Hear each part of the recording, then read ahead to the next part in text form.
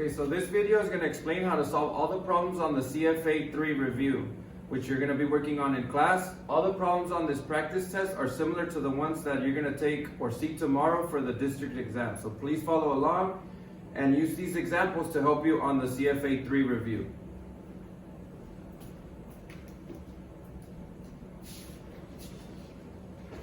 So on number 1, what they're asking you to do is subtract 3 polynomials. So, as you should recall, whenever we have a minus or we're subtracting polynomials, we have to apply same change. So this is what you're going to do. This minus is going to become a plus, this x becomes negative x, and this plus 4 becomes minus 4. The minus becomes plus, this becomes negative 3,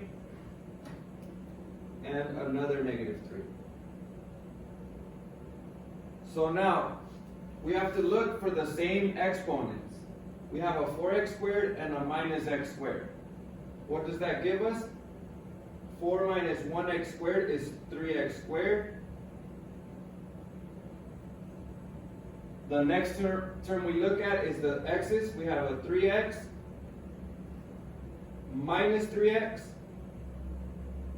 That gives us 0, so those cancel out. 3 minus 3 is 0. And then finally we have 7 minus 4 minus 3. 7 take away 4 is 3. If you take 3 away from 3, we get 0. So now if you recall, we don't write 0. We just say we don't write anything. So the answer would be 3x squared for this first one. Okay, so again, you combine all the terms that have the same exponents. Okay, number 2. Now, we're multiplying 4 times whatever we get when we square this binomial. So the first thing you have to do is find out what x minus 5 squared is. And how you do that is you have to do the box method.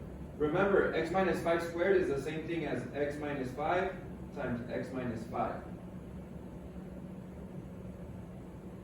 So we do the box method. X minus 5, x minus 5. X times x is x squared. X times negative 5 is negative 5x. X times negative 5 is negative 5x. And negative 5 times negative 5 is positive 25. Now, we combine like terms. So our answer is x squared minus 10x plus 25. Now that's what we get when we square this term. We're still missing this 4. So what you have to do is multiply every one of these terms by 4. So we get 4 times x squared minus 10x plus 25, which equals 4 times x squared is 4x squared. 4 times negative 10x is negative 40x. And 4 times 25 is 100. So this would be your answer. Number 3. Now the directions for this one say find all the zeros of the function f of x. All that means is you want to find out where this line crosses the x-axis, which is right here. So you're going to say that the 0 is at x equals negative 4. Because that's where the line crosses the x-axis. This is our x-axis, this is the y-axis. Number 4. For number 4, you have x to the 5th divided by x to the 9th. For the quotient rule, it tells you that you need to subtract the exponents. If I have 5x's on top and 9x's on the bottom, once they cancel out, I'm left with 4x's on the bottom. And on the top, we write 1 if we don't have any left. So now, in your test, you're going to see that they want it written in the form of x to the n. What that means is that they don't want it as a fraction. So, anytime you have an exponent on the denominator or down here, you write that exponent as a negative. So this is the same thing as x to the negative 4. That would be your final answer. So for example, if you get something like 1 over x to the 7th, that's the same thing as x to the negative 7. So this would be your answer for this one. can go ahead and skip number 5. Skip it. Move on to 6. Now for 6, this one can get a little complicated. If you have 9x squared equals to 3 to the 3x power, what this means is you want to compare if 9 is the same thing as 3 to the third. What is 3 to the third? This means 3 times 3 times 3. 3 times 3 is 9, times 3 is 27. So are these two the same? Is 9 the same as 27? No, that's not. So this would be a no. The next one, 5 squared and 2 to the 5th. Is 5 squared the same as 2 to the 5th? That's what we have to find out. 5 squared is 5 times 5, which is 25. Is that the same as 2 times 2 times 2 times 2 times 2? Well, this is 4 times 4 times 2. 16 times 2. This gives me 32.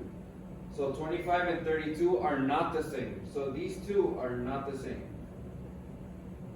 And finally, 8 and 2 to the third. We want to see if those are the same. 8, is that equal to 2 to the third, which is equal to 2 times 2 times 2? Well, 2 times 2 is 4, times 2 is 8. Yes, they are the same. 8 and 2 to the third are the same thing. Number 7. First check, can you combine these? No, we can't. So the next step is to distribute the 7. You're going to multiply it to each of the exponents. So, x, negative 4 times 7 is negative 28. And then y, 5 times 7 gives me 35.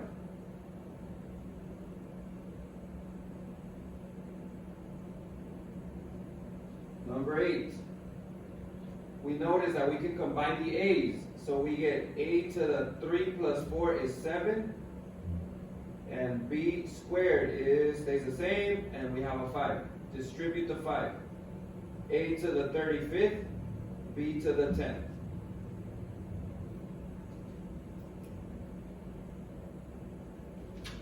Number 9. Now, for this one, I haven't taught you how to factor quadratics yet, but these are a difference of perfect squares. What that means is that you're subtracting two things that have a perfect square root. So an easy way or a shortcut to do this is take the square root of each of these terms. The square root of 4 is 2, so we put 2 and 2. The square root of x squared is x, so we put x and x. And then the square root of 49 is 7. And then finally you just put a plus or minus. So we know that this is the same as that. Number 10. Here we have like terms. We combine them. So we have x to the 7 and g to the 1 plus 3 gives me 4. Raise it up to the 6. So now you distribute. So x to the 42, g to the 24.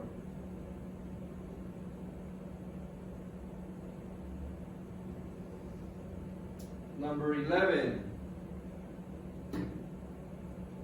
X to the 7 and x, we could put a 1 here. How many are left after they cancel out? We have 6 x's left. You could put 6 over 1, but on the test you have to submit just x to the 6. So this would be your final answer. Number 12. They want you to multiply these two polynomials, the binomial times a trinomial. You do the box method. Since we have 2 terms here, we're going to need 2 spaces here. And since we have 3 terms here, we need 3 spaces above. So this is x and 3. This is x squared, 2x, and negative 6. When you multiply everything out, x times x squared is x cubed. X times 2x is 2x squared. X times negative 6 is negative 6x. 3 times x squared is 3x squared. 3 times 2x is 6x. And then 3 times negative 6 is negative 18. Now, the next step is to combine like terms. these are like terms, and these are like terms. So my final answer is going to be x to the third. Combine these, we get positive 5x squared. 6 minus 6 is 0, so I don't write anything. And then finally, minus 18.